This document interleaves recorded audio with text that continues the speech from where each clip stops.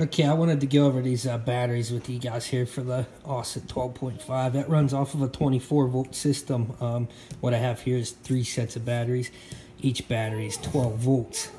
When you run them in parallel or in series, you get 24 volts. And that's pretty simple.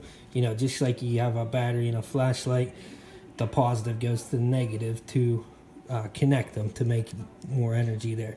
So like that, you know, this positive wire here will run to the positive in the wiring harness. Negative will run to the negative in the wiring harness, and then your jumper there that'll connect the two, and that'll give you a 24 volt system. These batteries are the Oset 12 volt 10 amp hour batteries. You can get them from Oset, or you can get them online for a lot cheaper. I think, you know, you can get them for about 35 bucks online if you shop around. Just make sure, you know, in the past I've tried to get a 12 amp hour battery, and I got them here and set them up and stuck them in the bike, and they wouldn't fit. So make sure if you're ordering anything special, just make sure that the dimensions are the same so they'll fit in that battery tray on the 12.5. Like I said here, with the batteries connected, you'll get a 24 volt system. I also have here is a off the bike charging kit right here.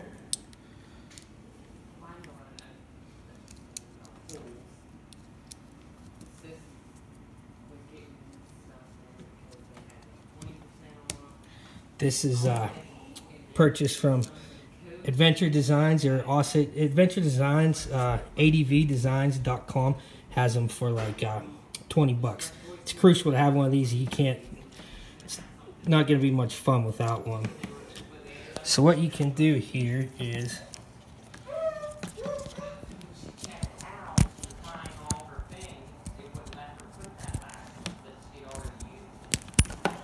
run this off the bike charging kit. You can charge it with the regular bike charger right there from Oset. So, well, if you come to the track with 3 batteries and the rider is out there with this battery in the bike, and then when it runs dead, you know, typically about 45 minutes, you can come back, replace that battery with this battery. You want to keep 2 or 3 batteries going at all times so you have a continuous runtime. You can switch the good battery in, or the charged battery in, bring this one off and hook it up to the off-the-bike charger kit, plug it into an inverter in your truck or whatever you got. If your track don't have no power, or plug it into a wall outlet, 110 volt, and you'll 120, you'll be good to go. Now, what I recommend is, this is the same female inlet that's on the bike itself. That's all that the charger kit is just the port charger there, and then the wires connecting it so you can charge. Hook this up, same with on the bike. Hook this up first and then plug in your battery charger. Don't plug it in first and then hook up. You could short something out. That was a recommendation from Oset, to make sure that it's plugged in to the battery itself first and then to the power source or the wall. This will flash red when it's not charging, and when it is charging, it will flash green and red like this.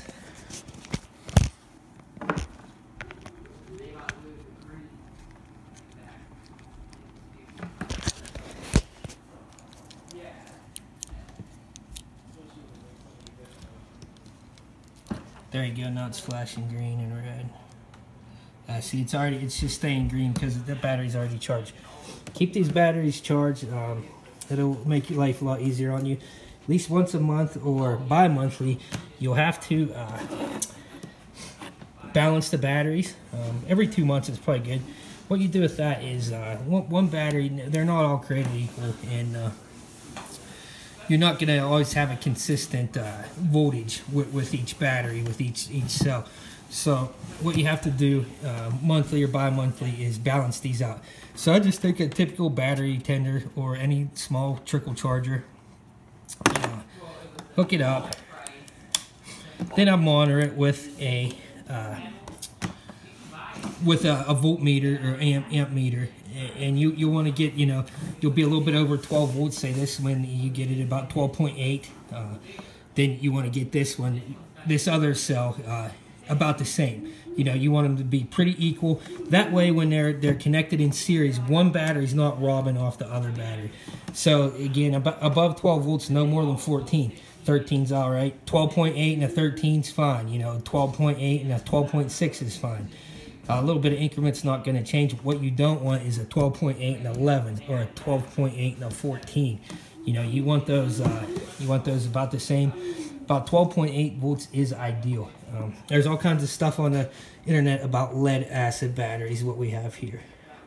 One thing I can recommend with these batteries is to get get some good racing or some kind of stronger connections for RC cars or something, and solder them onto here, onto the positive wires, onto all the connections for the bike. Because what happens is these tabs are junk.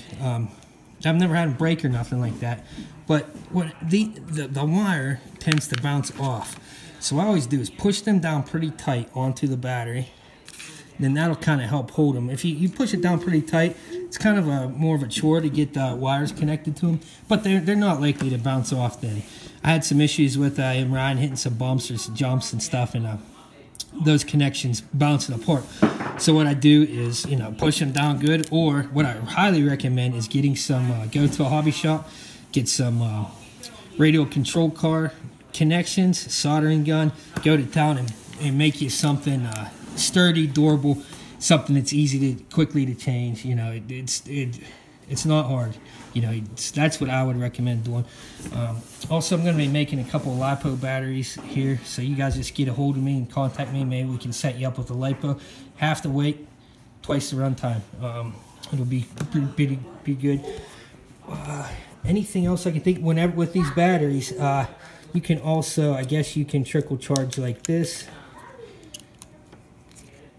Connect them like that. So there you go. You guys have any questions at all, just let me know, and I will help you out as much as I can.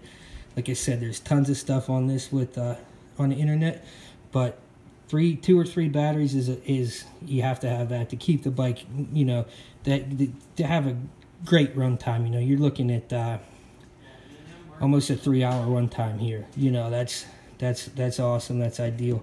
3 or 4-year-old kid's gonna be pretty wore out with 3 hours of riding. So there you go.